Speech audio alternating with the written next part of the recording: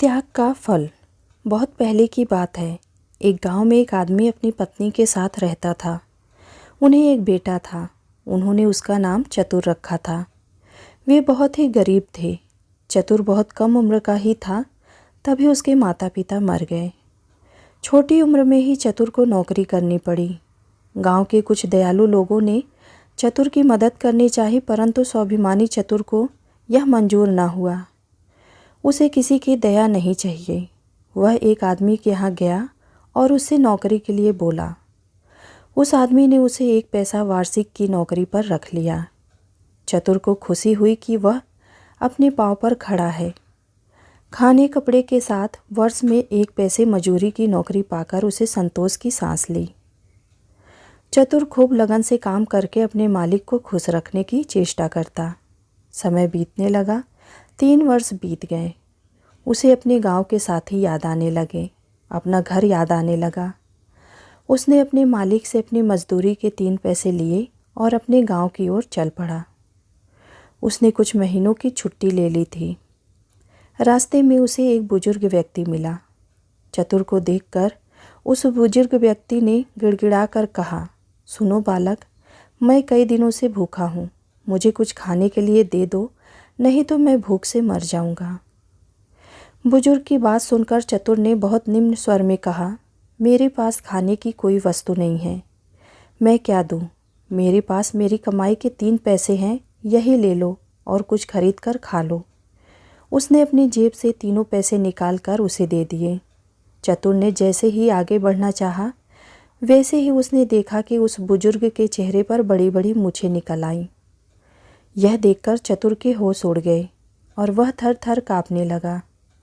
उसे भयभीत देखकर उस आदमी ने कहा, डरते क्यों हो? आदमी को हिम्मत से काम लेना चाहिए। मैं तुम्हारी दया की भावना से बहुत खुश हूँ। बिना लोभ रखे तुमने अपनी पूरी कमाई के पैसे मुझे दे दिए। 3 पैसे की जगह मैं भी तुम्हें 3 चीज़ देता हूँ। आओ मेरे साथ चलो। त्याग करना बहुत ही बड़ी बात होती है। चतुर डरते डरते उस आदमी के साथ चलने लगा। अपने घर ले जाकर उस आदमी ने चतुर को एक सारंगी दी।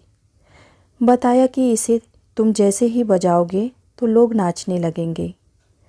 एक तीर धनुष देकर कहा, तुम जिस पर निशाना लगाओगे वह खाली नहीं जाएगा और तीर लौटकर तुम्हारे पास ही वापस आ जाएगा।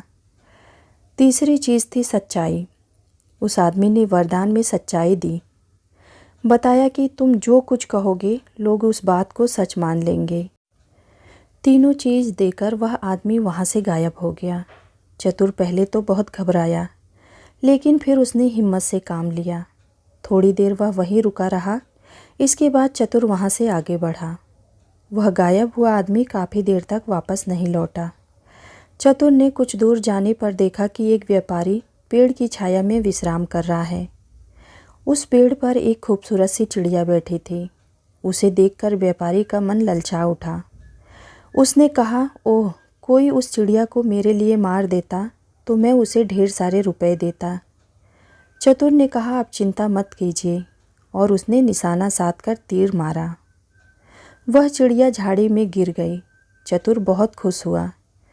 खुशी से उसने अपनी सारंगी बजाई।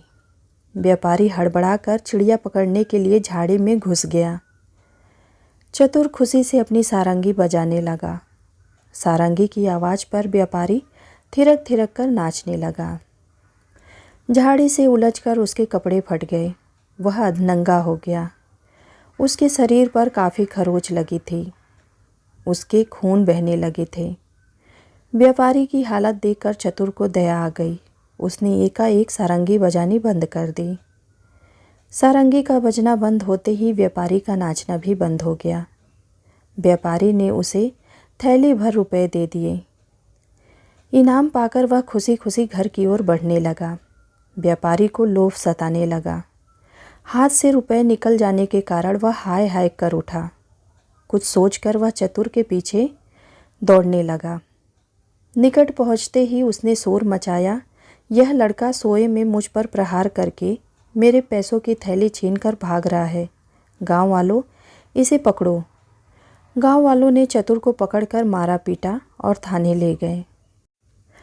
थानेदार ने चतुर से पूछताछ की। चतुर ने बताया कि व्यापारी झूठ बोल रहा है। चिड़िया मारने के बदले में इसने मुझे इनाम में रुपए दिए हैं। थानेदार ने कहा, एक चिड़िया के मारने के बदले में थैली भर रुपया कौन इनाम देगा?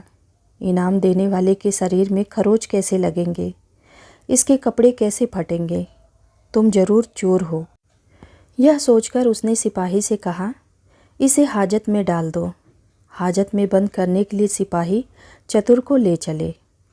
चतुर ने मन ही मन कहा, उस बूढ़े ने तीसरी बात गलत बताई। फिर सोचा, जरा सारंगी बजाकर फिर आजमाऊं। मुसीबत के समय हिम्मत खोने से काम नहीं चलेगा। वह सारंगी बजाने लगा। वहाँ उपस्थित सभी लोग नाचने लगे। सभी लोग नाचते नाचते पस्त होने लगे। थानेदार ने कहा, अरे तुम सारंगी बजाना तो बंद करो। मैं अनुनय विनय करता हूँ, तुम्हारी बात पर विश्वास करता हूँ। चतुर ने सारंगी बजाना बंद कर दिया। जैसे ही सारंगी बजना बंद हुआ, वैसे ही सबका नाचना भी बंद हो गया। चतुर ने थानेदार को बताया, मैंने इसी तरह से सारंगी बजाई थी और इस तीर से चिड़िया को मारा था। चिड़िया झाड़ी में गिरी और व्यापारी चिड़िया लेने गया। खुशी से मैंने अभी की तरह सारंगी बजाई और यह व्यापारी बेसुध होकर नाचने लगा। झाड़ी में इसके कपड़े फटे और शरीर पर खरोच लगी। मैंने सारंगी बजाना बंद किया तो इसने यह थैली दी। अगर विश्वास ना हो तो मुझे उस झाड़ी के पास ले चलिए। आप लोग मैदान में नाचे थे, इसीलिए आपके कपड़े नहीं फटे। चतुर की बातों से थानेदार प्रभावित हुआ। उसने व्यापारी को झाड़ी के पास चलने को कहा। थानेदार की बात सुनकर व्यापारी के होश उड़ गए और वह ठिठक गया और सारी बातें सच सच बता दी। चतुर की सच्चाई से खुश होकर थानेदार ने चतुर को 1 थैली रुपए अपनी ओर से इनाम में दिया। व्यापारी को झूठ नालिश करने के जुर्म में जेल में बंद कर दिया। इसके बाद चतुर खुशी खुशी अपने घर चल पड़ा। उम्मीद करती हूँ आप सबको यह कहानी ज़रूर पसंद आई होगी। ऐसे ही नए नए कहानियों के साथ जुड़े रहने के लिए कृपया हमारे चैनल को लाइक और सब्सक्राइब ज़रूर कीजिएगा। धन्यवाद।